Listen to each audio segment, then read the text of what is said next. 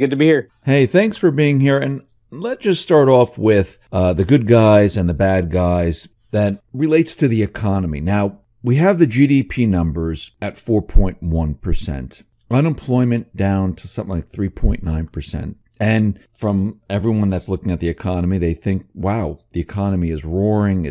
Everything's better. Everything's great. I mean, what is the plan here with the good guys and the bad guys? Is this supposed to happen? Are we supposed to see an economy improving like this? Well, it's one of those field of dreams scenarios. If you build it, they will come. If you say the numbers are good, then the numbers will be good. And, who knows what the official numbers are versus reality. If you believe the shadow stats guys, there's no connection between what they say and what's really going on. So are things better than they were? Probably, but nobody knows. The numbers have been so skewed and so lied about for so long. Anything the government says is just based off the last lie. So yes, Trump is lying just like Obama lied, just like Bush lied, just like Clinton lied. Well, Clinton did it a little more sneakily in that he changed the metrics on how to, determine the CPI and all that stuff. But in reality, it's all a con game. And what you're doing, like, for example, Trump had to build off the old con. So Obama had his numbers, and then Trump has to invent new numbers. Trump put the guy who was the head of computer rigging at Goldman Sachs, put him as the U.S. Treasury Secretary, Steve Mnuchin. That was his job at Goldman Sachs. He was the head of IT, which is the head of the computer trading, the rigging of the markets. So there is no difference, and it is all a con game, and it'll keep going until it ends. And that's where I think we're headed over the next 6 months or so, is the end of the old system and the beginning of a new one. I mean, do you think he's doing this to push the economy to the edge where he can, say, hey, look, the economy's doing great. And we saw him, the corporate media is reporting on it, saying that he's calling out the Fed here, saying, hey, why are you raising interest rates? Do you think he's trying to maneuver and show that, hey, the Fed is raising the rates, the debt is coming due, the economy's doing well, and look what the Fed is doing right now. This might not be the smartest time to do this. Do you think he's kind of setting them up? I don't think so. I mean, they can make anything happen with computers and derivatives. The rigging of gold and silver is absolutely key because you can't have alternatives to the U.S. dollar. And, what the Fed does or says doesn't really matter until it comes into the markets. And the markets are 100% rigged. And we've proven it time and time again over the years. Even best-selling books have been written about it. And the Exchange Stabilization Fund is where the real power comes from. That's the behind-the-scenes kitty of money, but not only money, of unlimited derivatives. And everything these days are derivatives. So yes, they can put the stock market where they want, the bond market where they want, the US dollar where they want, the cryptos where they want for the most part, and gold and silver obviously have been conned and rigged for so long. The question I come to, if Trump says something bad about the Fed, it's part of one tool in a larger operation. And that larger operation, it has to do with derivatives run by Steve Mnuchin out of the Treasury. And the basement of the Treasury, there's a computer trading floor where he does most of his work, as well as through the New York Fed, where there's another computer trading floor. But when you look at it, you stand back and you say, all you got to do is program in, buy X amount of futures and options, press a button. All Mnuchin has to do is click his mouse, and boom, it translates into huge buying power or huge selling power in certain areas. We can destroy countries with that, as we're doing with the Turkish lira, as we're doing in Venezuela. The U.S. right now, at least for right now, has control of the computer programs, and we can take out people with a click of a mouse. It's really crazy when you sit back and think about this electronic game we're in the middle of, that it all relies on one click of a mouse at the U.S. Treasury. But if the U.S. continually does this, there's calls from like Russia saying, listen, we should trade in our national currencies. We should bypass the dollar. We see Germany, they're looking to create their own payment system, just like China and Russia, because they're nervous and afraid of the U.S. we see Turkey, just like you mentioned, that they're going to be trading their national currency with other countries. The same with Iran, same thing with China, Russia, and the rest. I mean, if all these countries start to move away from the dollar and they start to trade in their national currencies, how does that benefit the U.S.? Well, ultimately, the U.S. can end this game tomorrow if we wanted. We could click a mouse and destroy the entire economic system with the derivatives going sideways. So the U.S. has ultimate control of ending all the unbacked fiat system. And that was always the plan since the invention of the Fed in 1913, was to run it as long and hard as possible, soaking up all the benefits of unbacked fiat money, meaning, building out your military, building houses, roads, bridges, and then at some point destroy the old system and start fresh. And that's what was said in the Road to Ruta comics from the Fed Boston. And that's what's going on right now. So yeah, this is a plan. Trump's, they can talk about, balancing the budget and getting the debt under control. They can talk all they want. The idea is, no, we don't want that. That would be the worst thing. All that would mean is that there's no money out there just to pay the interest on all the new money created. So the plan is not to pay off any debt. The plan is to run it as long and hard as possible and then destroy it with a click of a mouse. You're saying that, okay, the plan is to run this long and hard. I mean, this has been going on for quite a while. I mean, since 2008. Since 2013 or 1913. Since 1913, but as of 2008, we went through the Great Recession and they started to really, put this into overdrive. Well, it became visible. Yeah, to everyone. I mean, how much longer? I mean, we've been doing this, for 10 years now, since 2008? Well, the computer rigging started in the 1960s with Alan Greenspan's original programs that he wrote, and then it got implemented when he was the head of the CEA, the Council of Economic Advisors for Ford. And then those computer programs that run out of the Fed and the U.S. Treasury still, they didn't become visible till the dot-com booms and all that. But this stuff has been going on for a very long time. And, the U.S. will pull the plug when it's no longer advantageous to us to be the world's reserve currency. There's no other country that's going to take our spot. It will end before any other country takes our spot. Nobody really wants to take our spot either. Who wants to be the world's reserve currency? You got to back it up with military, and you have to kill people just to, keep the system going and take out dictators and rig every market. Nobody wants to be in charge of that. But the U.S. has done it, and we have been in charge of it for a long time. But being in charge of the world's reserve currency means you can destroy it with a blink of an eye. And that's kind of where we're getting, is the plan is to destroy it. And it has to do more with the good guys and the bad guys and what's going on behind the scenes, not specifically with what you hear on, CNBC or on Bloomberg or anything like that. There's deeper things going on. And I think we are coming to a head. And I think it's exciting for gold and silver and crypto owners. But it's not going to be smooth. It's going to be ugly and crazy. And, with the markets shutting down and banks shutting down, it's very scary. So when you say, behind the scenes, things that are happening, what are you talking about? Well, look at the deep state being removed. I mean, if you look at, would these things happen? There's been more, and the pedophilia guys and all this, there's been more people arrested on pedophilia charges than in the last 100 years in the United States. More people arrested on Trump's watch than in the last 100 years. If you look at where the rigging of the markets will take us, JP Morgan, the largest derivative holder as far as U.S. banks, I think Citibank might have passed them up, but JP Morgan and silver derivatives, they have their smallest short position they've had since the takeover of Bear Stearns, which was like the transfer of the huge short position. They're down to, Ted Butler estimates like 16,000 contracts, thinking maybe next report, which is I think released on Friday, they might get down to 10,000 contracts of silver shorts. That is unheard of for JP Morgan. It usually ranges from 20 to 50,000 contracts. On the flip side of that, JP Morgan has I think it's over $1 billion, but Ted Butler estimates over 750 million ounces of physical silver. And that is such a gigantic amount of silver, the largest silver hoard in the history of the world that people knew about.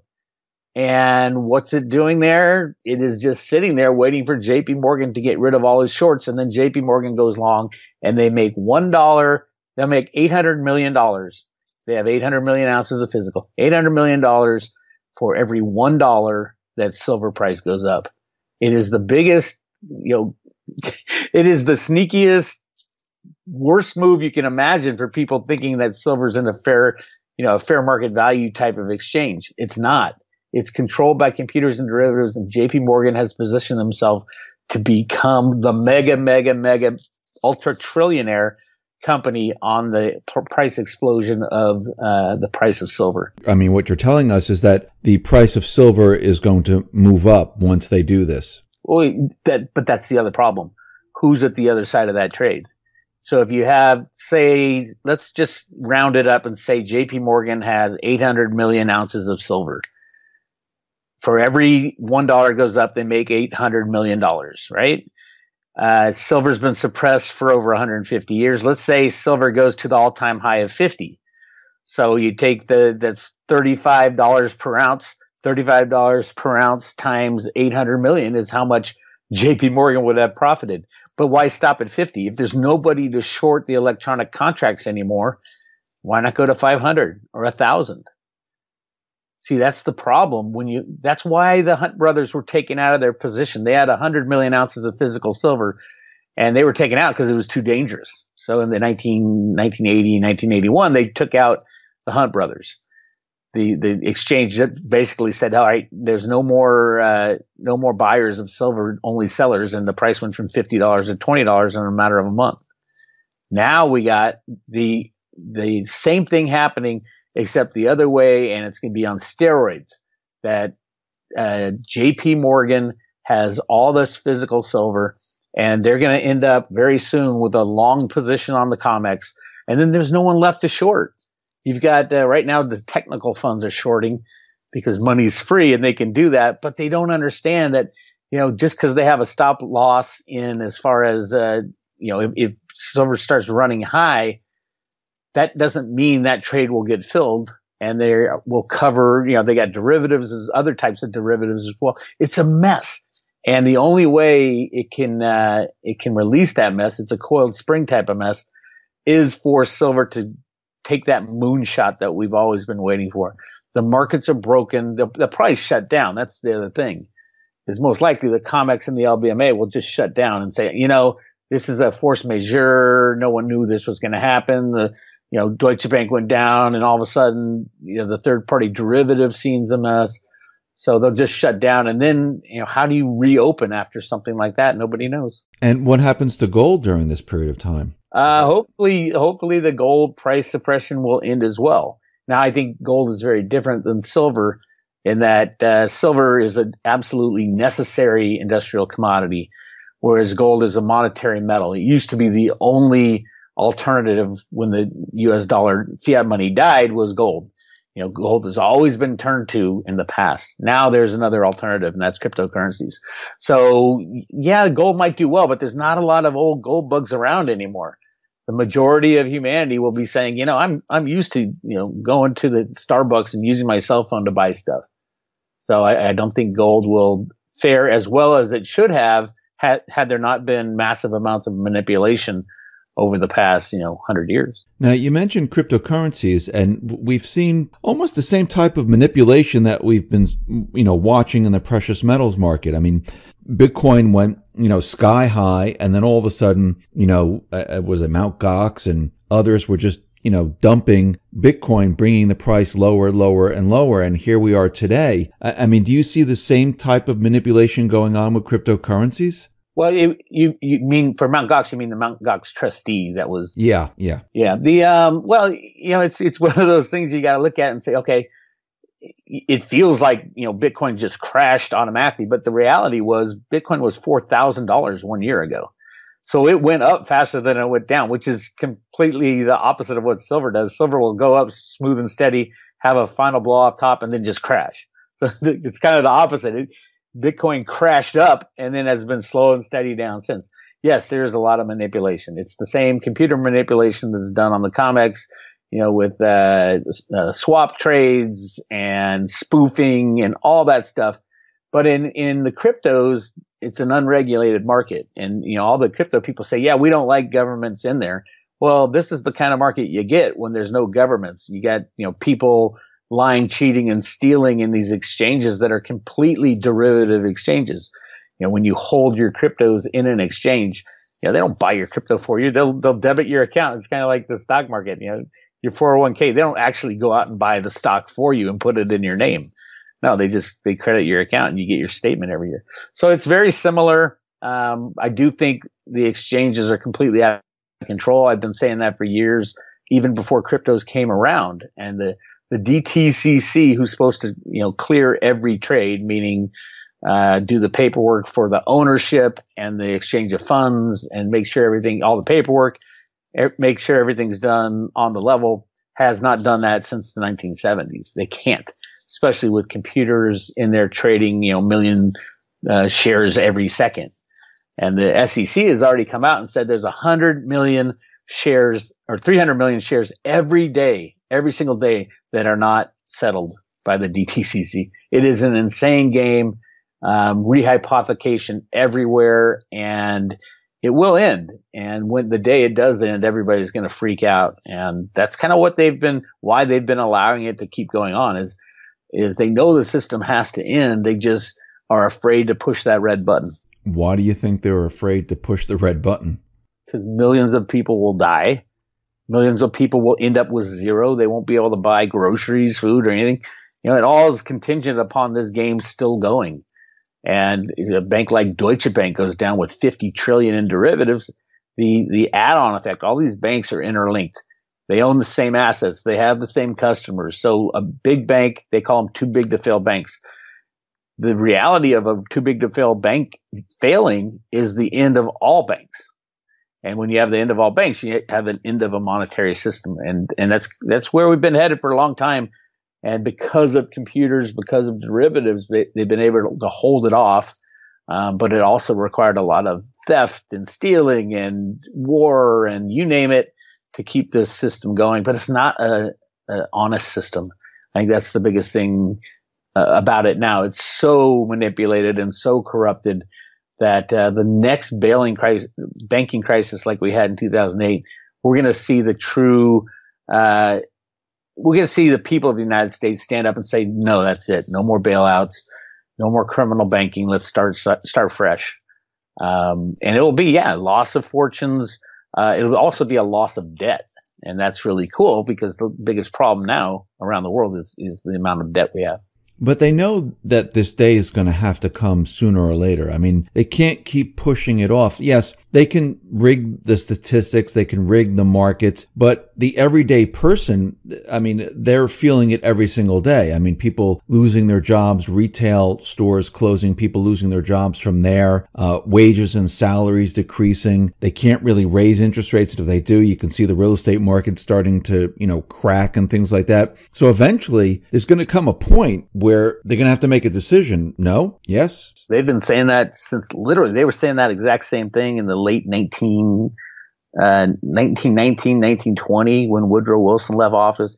They've been saying it every year since.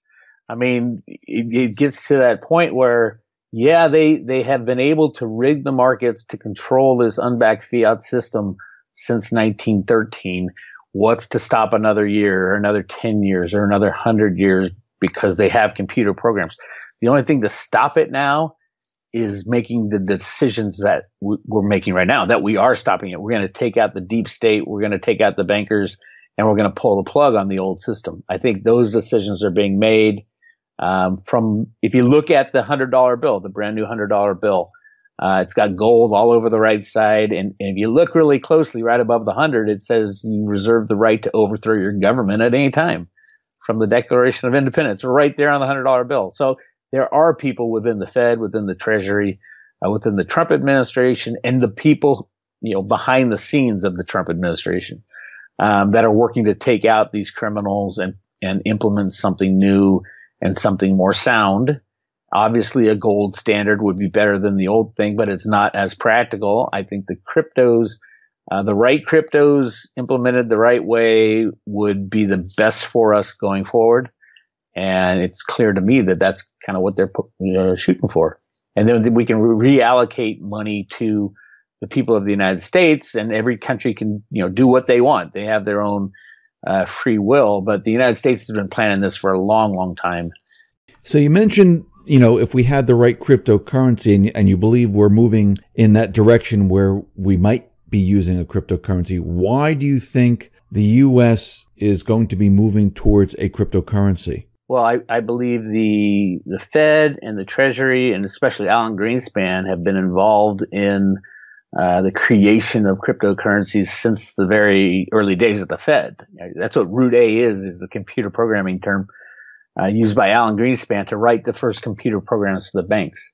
So, I have a theory that's probably more than a theory that Alan Greenspan was heavily involved with the cryptocurrency guys before Bitcoin and during Bitcoin and after Bitcoin. It just makes sense because that's all he was doing at the time, is computer programming and dealing with the banking system and rigging markets. And if you know Alan Greenspan and you study him at all, he was the biggest advocate of going back to the gold standard back in the 1960s. And then he, ever since, has been dealing with the computer programs he learned from his buddy John Kemeny, the guy who invented basic computing. So yeah, I think the Satoshi Bitcoin, the 1 million Bitcoin held by the wallets of Satoshi Nakamoto, are actually being held for the United States population. And at some point it will be implemented. We'll see how that goes. And I also think Litecoin is going to be right in par with that. Litecoin, I think, will be used as a means of exchange because it's faster and it's a better way to mine Litecoin. It doesn't use as much energy as Bitcoin. And that, I think that's why Charlie Lee, the inventor of Litecoin, actually sold all his, or donated all his Litecoin, was that you don't want a central guy. If you're going to change out of the US dollar into something else, you don't want a central person being in charge of that. So Bitcoin, obviously Satoshi isn't around anymore, or hasn't been heard from for years. And then Litecoin was the obvious means of exchange type of thing because it's fast and cheap, and you can use the Lightning Network and atomic swaps and all that to buy your cup of coffee. It just makes sense in the road to Ruta theory. And we all know that the NSA was involved in Bitcoin long before Bitcoin was released. That's been proven many times. But yeah, I think absolutely there are people within the United States government that are working to take down the banks. And it's coming from within the Fed. And that's what the Road to Ruta comic books were all about, talking about taking out they call them the big people. And we're still on that path. And so far, I think everything, I don't get absolutely everything right. But my theory hasn't changed. And the evidence that I've shown people really blows their mind when they take the time to look at it. I mean, you mentioned before that, it's all about taking down the deep state and we're moving in the right direction. So do you think the good guys are winning right now? Oh, absolutely. Absolutely. Trump wouldn't be in office if they weren't. It was rigged, but it was rigged in a good way. So yeah, Trump is working with Trump is a bull in a china shop that the good guys, as I call them, put to basically do exactly what he's doing. Fight and scrape and scream and punch people. Meanwhile, in the background, these things are being done to take out the criminals, the pedophiles, the Rothschilds, the Clinton clan, the Bush clan, all that stuff, all the criminality of our old system is being slowly but surely taken out. It will come to a point where it's like finally they can say everything or most everything, and then you'll see arrests of kind of the George Soros types and things like that. But I do believe absolutely that Trump is working with the Chinese and with Russia to make this happen, because you can't just say, I'm going to take out the deep state of the world and you and a couple guys within the U.S. government make it happen. Look what happened to Kennedy, right? But you can, with the help of China and Russia and the leaders there, say, okay, we're going to work together to remove this evil cabal of criminals that have controlled our planet for so long. I believe it's going on right now. Absolutely. So you think that Trump, like behind the scenes, is working with Xi Jinping and Putin to coordinate this effort to bring down the deep state? The people behind Trump are.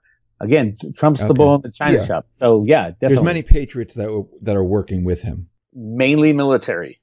Okay. You know, you go back to December of last year when Trump said the storm is here or something to that effect, when he had like 30 military generals sitting there having dinner with him at the White House. And you go check that out and see what he says. The storm has begun, I think it was. And then the Q stuff comes out. I absolutely believe a lot of that Q stuff is 100% real.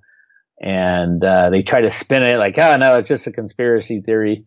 Well, you know, at some point when you do the research, you're going to find that most conspiracy theories have some kind of truth in them. And the spin of a conspiracy theory is that it tries to shut off your brain. When someone says, oh, that's a conspiracy theory, they try to shut off your brain. Well, conspiracies happen all the time.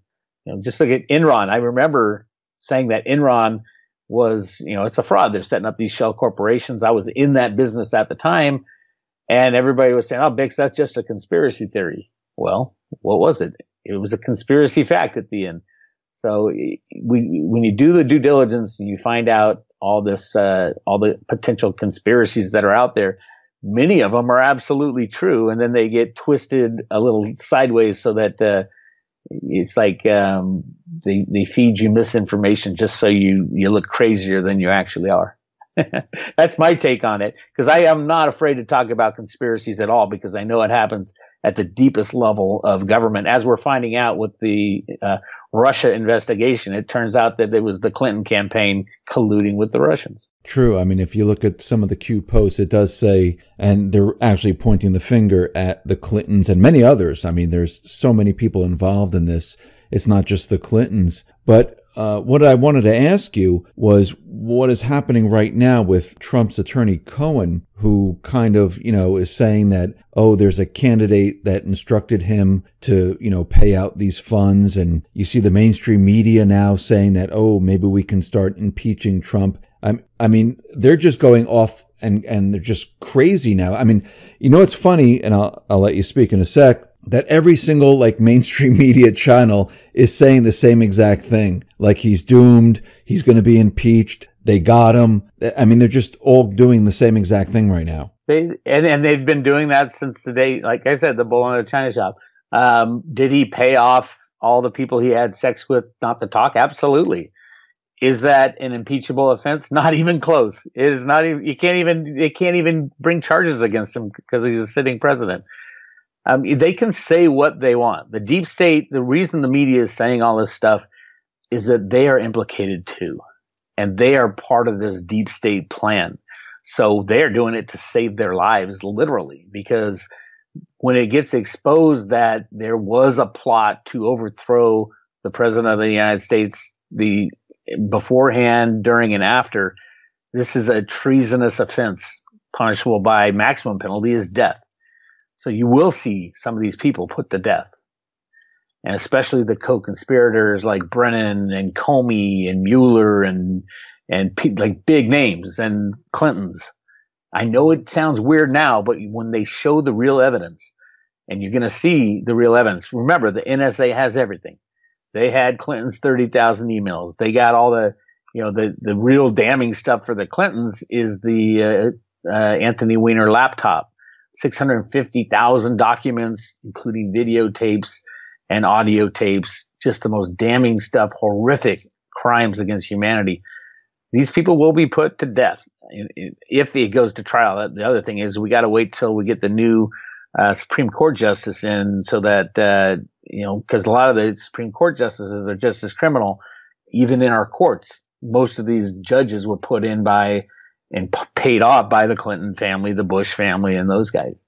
So yes, it is a crazy time we're living in, but at the end of the day, Trump's going to stay or leave. It doesn't really matter. The takedown of the bad guys is still going to go forward. I mean, I think you might have just answered my question, but let me just clear it up so everyone that's thinking probably the same thing I'm thinking. Why don't they just release all the information that they have. I mean, if they have everything, they have all the documentation from the uranium deal with the Clintons, they have the foundation information, they have all the emails from WikiLeaks. Why don't they just release all of it right now and get this over with? It'd be too disruptive. Every bank would shut down. You'd lose your 401k.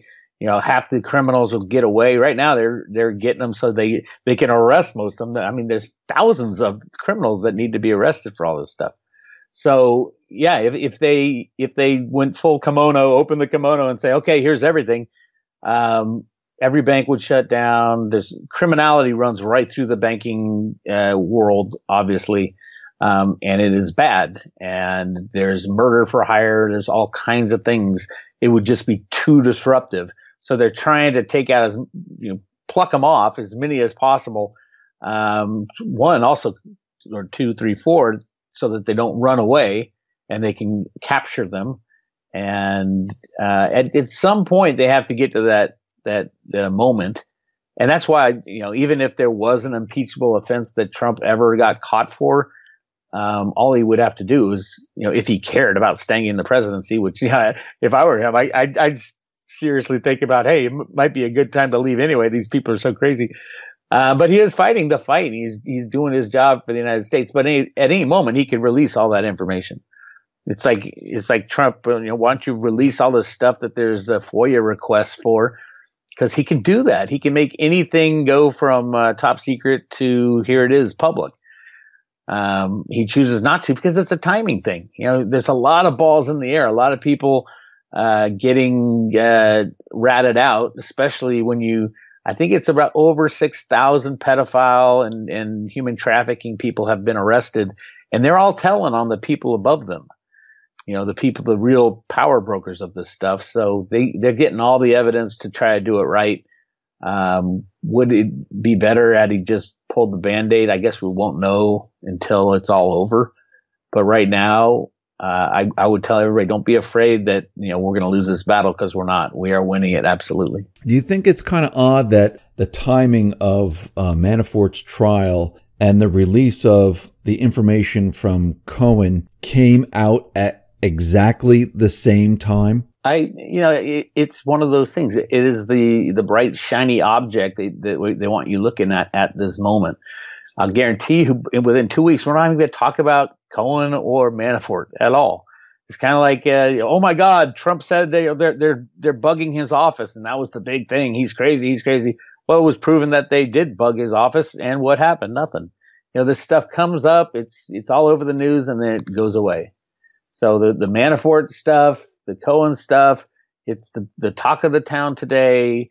In the next 2 or 3 weeks, next time we talk, let's write this down to remember to talk about it.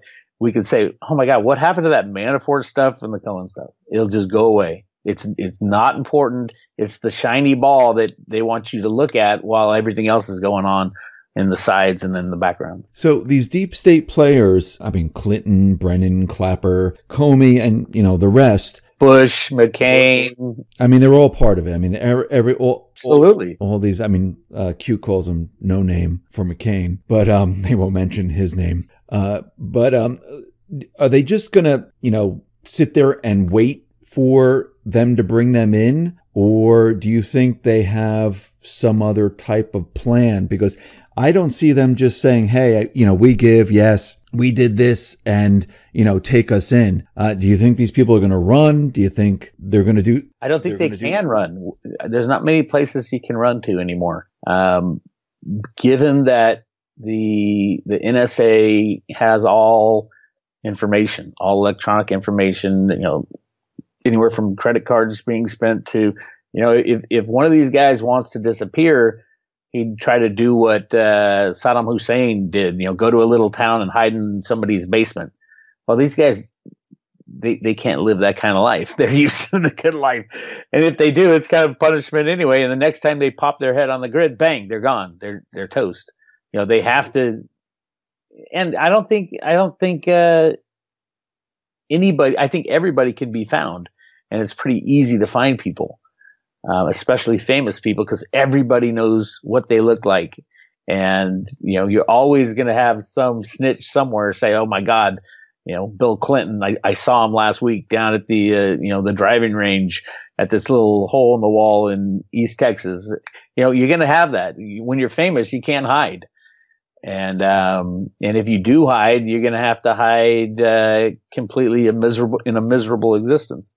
So yeah, I'm not worried that people are getting away. I think more and more evidence is being, examined and fostered, and more people are turning evidence just to save their own hides in the background. So we'll have a lot of action. I think it's coming up too. And if we're talking timing, I think September, October, November will be really exciting times for silver, for the cryptos, and also for the taking down of bigger names in the deep state. So are you saying like there's going to be an October surprise? Is that what I don't think it's a surprise anymore.